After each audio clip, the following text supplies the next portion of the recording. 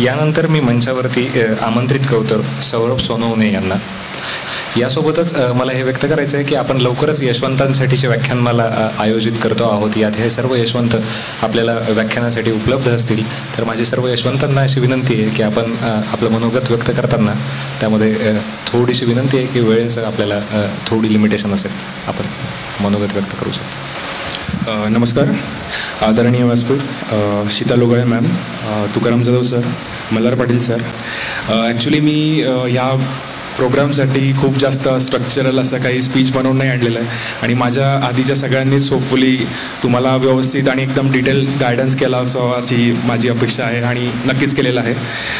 फक्त 3-4 भागात एक सांगेल तुम्हाला, थोडं मोटिवेट व्हावं असं सगळ्यांनी सांगितलं होतं. एक थोडा इंट्रो, नंतर कशी जर्नी होती आणि मी काय शिकलो या पूर्ण जर्नीतून, या एवढं सांगू इच्छितो. तसं मी UPSC करण्याची सुरुवात म्हणजे माझं सगळ्यात मोठं इन्स्पिरेशन माझे वडील जे मेडिकल ऑफिसर आहेत आणि मी तिथून जी माझ्या जर्नीची सुरुवात केली.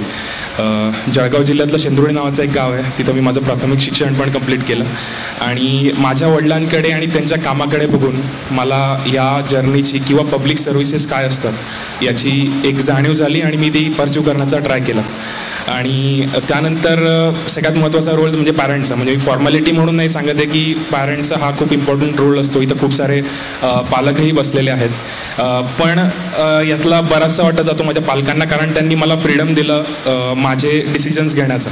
आणि मुलांसाठी पण सांगतो की मी त्यांना तो एक विश्वास दिला की मी जो डिसिजन घेईल तो बऱ्याचशा अंशी हा खराच राहील, हा मी त्यांना विश्वास दिला.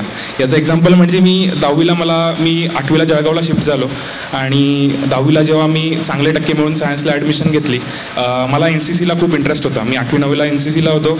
11वीला माझी रिपब्लिक डे परेडसाठी दिल्लीला निवड झाली होती आणि त्यावेळेला माझे शिक्षक आणि सगळे लोक घरी येऊन सांगत होते की सर किंवा मॅम, माझ्या आईवडिलांना, की तुम्ही याला नका जाऊ देऊ, हा खूप एक चांगला स्टुडंट आहे, याचं खूप नुकसान होईल, वर्षभराचं असं होईल तसं होईल. हे सगळ्या गोष्टी झाल्यानंतर माझ्या आईवडिलांनी मला विचारलं की तू खरंच इंटरेस्टेड आहे का या गोष्टी करण्यात. तर मला तो एक कॉन्फिडन्स मिळाला की मी हे गोष्टी करू शकतो आणि मी कॉन्फिडेंटली माझ्या वडिलांना आणि आईला सांगितलं की मी हे वर्ष मला फक्त द्या, नेक्स्ट इयरपासून मी तुम्हाला रिझल्ट देईल नक्की. त्यानंतर मी 12वीला पहिल्या प्रयत्नात मेडिकलचं सीट काढलं. मी ग्रँड मेडिकल कॉलेजचा पासआउट आहे आणि ज्या वेळेला ज्या शिक्षकांनी मला माझ्या आईवडिलांना ॲडवाईस दिले होते ते शिक्षक मला नंतर कॉंग्रॅच्युलेट आणि त्यांना खूप याचा अभिमान वाटला की मी हे करून दाखवलं एक वर्षात. सांगायचा अर्थ एकच की तुमच्या मुलांना किंवा तुमच्या पाल्यांना ही फ्रीडम द्या थोडं, की त्यांना काय करायचं आणि त्यांना थिंकिंग प्रोसेसला तेवढी चालना मिळू द्या पहिल्यापासून. जो कॉन्फिडन्स त्यांचा डेव्हलप होतो या प्रोसेसमध्ये तो नक्कीच ज्यांना UPSC करायचं आहे त्यांना नक्कीच कामात पडेल. त्यानंतर एक सांगायचं म्हणजे सगळ्यात मोठा पार्ट जो प्ले केला माझ्या या पूर्ण जर्नीमध्ये की तो NCC तर नक्कीच आहे आणि माझं कॉलेज, मी ज्या कॉलेजमधून पासआउट झालो आहे, नक्की UPSC करायचं का आणि ज्या सोशल फील्डचा मला ज्याच्यात काम करायचं आहे त्याचं एक्सपोजर मला देण्याचं काम हे मेडिकल फील्डने केलं असं वाटेल. अगदी पहिल्या फर्स्ट इयरच्या पोस्टिंग्सपासून तर इंटर्नशिप आणि ज्या खेड्यात ज्या संबंध आला आमचा, जे पेशंट आम्ही ट्रीट केले, याच्यावरून एक समजलं की आपण ज्या फील्डमध्ये काम करण्याची आपल्याला इच्छा आहे खूप चॅलेंजिंग आहे आणि बरेचसे चॅलेंजेस आहेत. मी बऱ्याच लहान मुलांची डेथ होताना पाळल्या just because of some failure of dialysis centres. So it is very grim situation out there.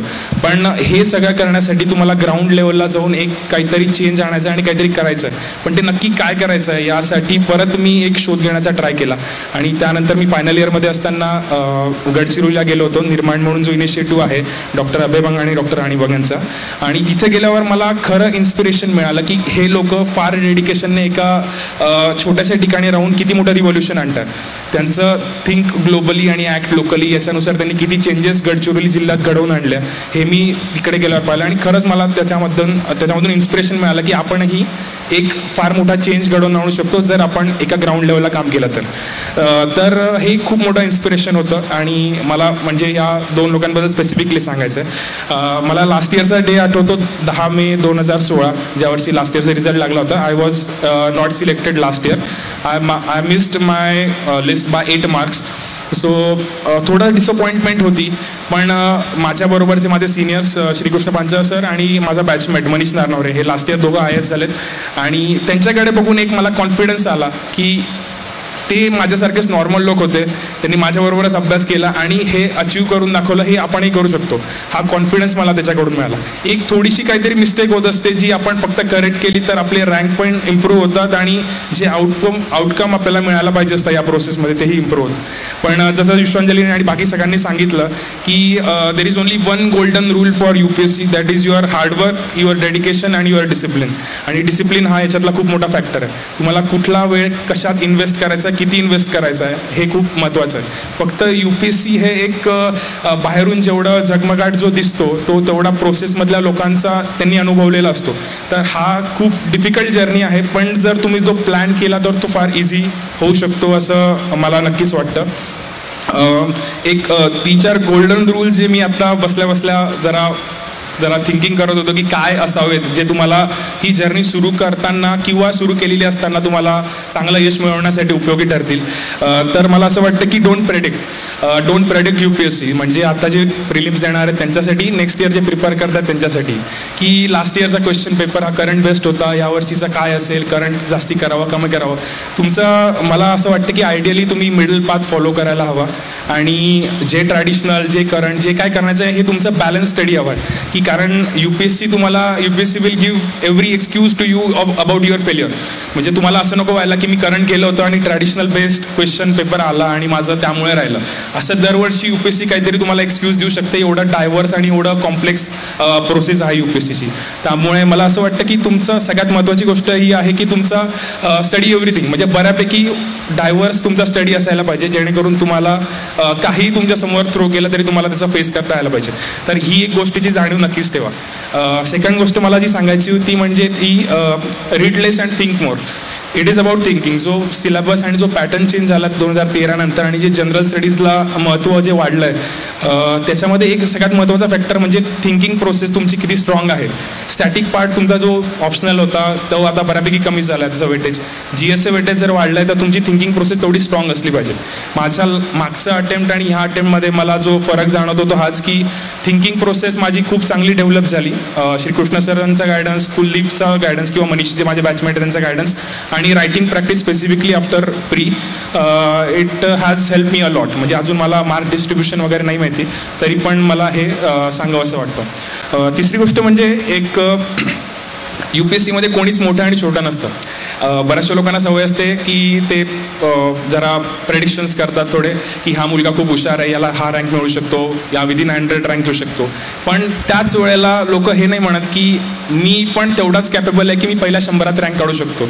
हा ज्या वेळेला तुमचा माइंडसेट डेव्हलप होईल त्याच वेळेला तुम्ही पहिल्या 100 रँक काढू शकता. दुसऱ्यांबद्दल चर्चा करण्यापेक्षा त्यांचे काय पॉझिटिव्स आहेत ते घ्या आणि आपल्या स्वतःत इम्प्रूव्ह करून आपण कसे त्या रँकमध्ये येऊ शकतो याचा ट्राय करा, rather than predicting about someone else. तर मला असं वाटतं की ही गोष्ट थोडी इम्प्रूव्ह करण्यासारखी सगळ्यांसाठी असू शकते. आणि बरेचसे लोक म्हणतात की डू युअर बेस्ट वगैरे सगळ्या गोष्टी आहेत, पण मला असं वाटतं या UPSCच्या जर्नीत just doing your best is not enough. Just do what is required. म्हणजे जर तुमचं बेस्ट जर रिक्वायर्डपेक्षा कमी असेल तर तुम्ही कितीही एफर्ट घेतले तरी त्याचा आउटपुट तुम्हाला मिळणार नाही आहे. त्यामुळे जे रिक्वायर्ड आहे, ज्या UPSCची डिमांड आहे ती ॲड्रेस करून तुम्हाला त्याबद्दल म्हणजे त्या दृष्टीने तुम्हाला अभ्यास करायचा आहे. So do what is required than doing your best. Obviously म्हणजे तुम्हाला तुमचं बेस्ट द्यायचंच आहे, पण त्यापेक्षाही जास्ती, कारण तुमची कॉम्पिटिशन ही फक्त महाराष्ट्रातल्या किंवा पुण्यातल्या लोकांशी नसून ही पूर्ण भारतातल्या लोकांशी आहे जे इक्वल इंटेन्सिटीने वर्षभर अभ्यास करत असतात आणि त्यांना इक्वली सगळ्यांना एक्सपेक्टेड असतो रिझल्ट. तर त्यामुळेच सांगतो की फक्त तुम्ही एक ट्राय करा की तुमचं डेडिकेशन आणि डिसिप्लिन हे राईट असलं पाहिजे. आणि शेवटची एक गोष्ट सांगून संपवतो जी मला खूप आवडली होती आणि सचिन तेंडुलकरने, जो माझा आयडल आहे आणि मी क्रिकेटचा खूप मोठा फॅन आहे आणि क्रिकेट प्लेअर पण आहे. सचिन, मी इंटर्नशिपमध्ये असताना doctor Anjali Tendulkar is pass out of grand medical college, तर तो आमच्याशी त्यांनी इंटरॅक्शन केलं होतं.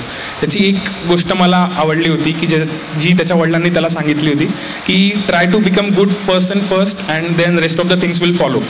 तर तुम्ही एक ऑफिसर होण्याच्या आधी एक स्वतः एक सुजाण नागरिक किंवा चांगला माणूस व्हायचा ट्राय करा आणि बाकीच्या गोष्टी तुम्हाला आपोआप फॉलो होतील आणि it will reflect in your mains also and तुमचा इंटरव्ह्यू या सगळ्याच गोष्टी तुमच्या पर्सनॅलिटीत रिफ्लेक्ट होतील. सो एवढं बोलून मी माझे 2 शब्द संपवतो and all the best to you. Thank you. जय हिंद. धन्यवाद सौरभ.